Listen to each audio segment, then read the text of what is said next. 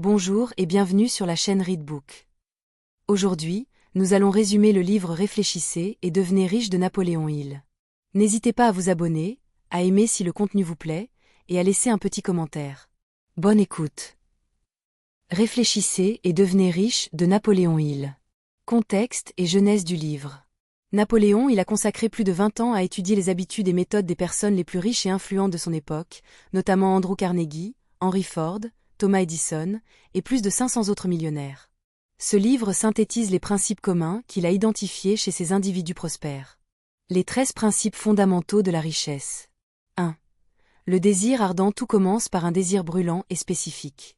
Il insiste sur la différence entre souhaiter quelque chose et avoir un désir obsédant. Il faut définir précisément ce qu'on veut, fixer une date limite, déterminer ce qu'on est prêt à donner en échange, et créer un plan d'action concret.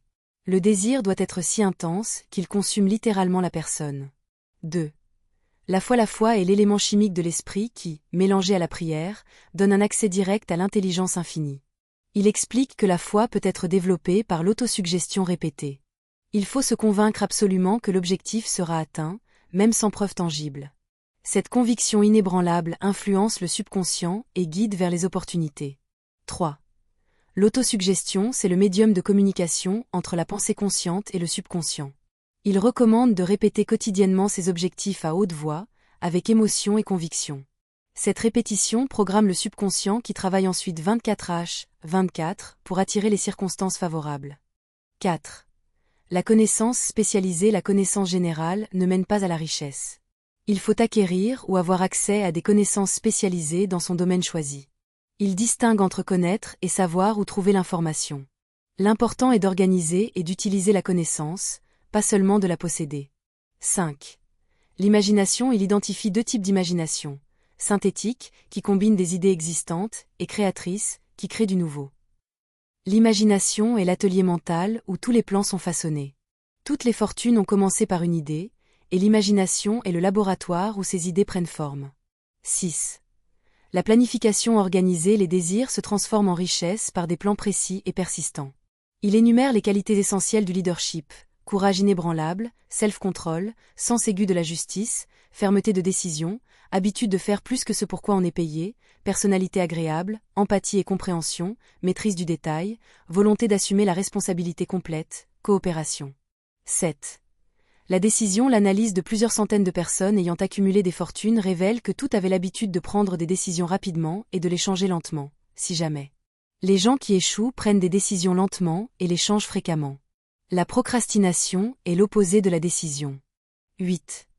La persévérance, c'est l'effort concentré et soutenu nécessaire pour induire la foi. La persévérance est pour le caractère ce que le carbone est pour l'acier. La plupart des gens abandonnent au premier signe de défaite. Il identifie les symptômes du manque de persévérance: incapacité à définir clairement ce qu'on veut, procrastination, manque d'intérêt pour les connaissances spécialisées, indécision, habitude de trouver des excuses, autosatisfaction, indifférence, habitude de blâmer les autres, faiblesse du désir, volonté d'abandonner à la première défaite, manque de plans organisés, négligence à saisir les opportunités, souhaiter plutôt que vouloir, compromis avec la pauvreté, recherche de raccourcis vers la richesse, peur de la critique. 9. Le pouvoir du mastermind. Il définit le mastermind comme la coordination d'efforts et de connaissances, dans un esprit d'harmonie, entre 2 ou plusieurs personnes, pour l'accomplissement d'un but défini. Aucun individu ne peut réussir sans l'aide coopérative d'autres personnes. Le mastermind crée une 3e force mentale supérieure à la somme des esprits individuels. 10. Le mystère de la transmutation sexuelle. Il considère l'énergie sexuelle comme la plus puissante des émotions humaines. Cette énergie peut être transmutée ou redirigée vers d'autres activités créatives. Les personnes très accomplies possèdent généralement des natures sexuelles développées, mais ont appris à canaliser cette énergie vers des poursuites créatives. 11. Le subconscient travaille jour et nuit et puise dans les forces de l'intelligence infinie pour transformer les désirs en équivalents physiques. Il ne fait pas de distinction entre pensées constructives et destructives. Il faut donc le nourrir de pensées positives, créatives et constructives. 12. Le cerveau. Il présente le cerveau comme une station de radiodiffusion et de réception pour les vibrations de la pensée. Quand les cerveaux de 2 personnes sont coordonnés dans un esprit d'harmonie, l'énergie spirituelle de chacun devient disponible pour l'autre. 13. Le 6e sens, c'est la portion créative du subconscient. Il le décrit comme le poste-récepteur, par lequel les idées, les plans et les pensées surgissent dans l'esprit sous forme d'inspiration ou d'inch. Le sixième sens ne peut être expliqué scientifiquement, mais il peut être développé par l'usage des autres principes. Les émotions positives et négatives. Il liste cette émotion positive principale: désir, foi, amour, sexe, enthousiasme, romance, espoir, et cette émotion négative: peur, jalousie, haine, revanche, avidité, superstition, colère. Les émotions positives doivent dominer l'esprit pour attirer la richesse. Les 6 peurs de base.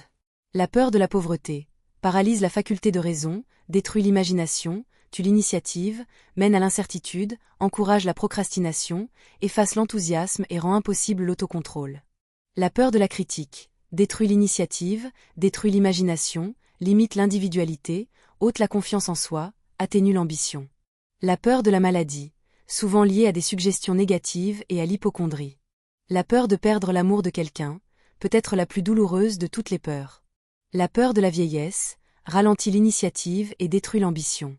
La peur de la mort. Dans certains cas, cette peur est si intense qu'elle prive une personne de la raison. La formule de la richesse autosuggestive. Il propose une formule précise à répéter quotidiennement. Fixer un montant exact d'argent désiré.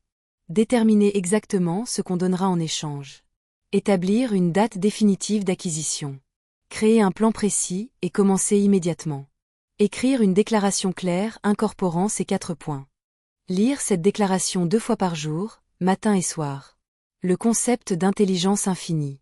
Tout au long du livre, il fait référence à l'intelligence infinie, une force universelle à laquelle on peut se connecter par la pensée positive, la foi et l'harmonie avec les principes naturels.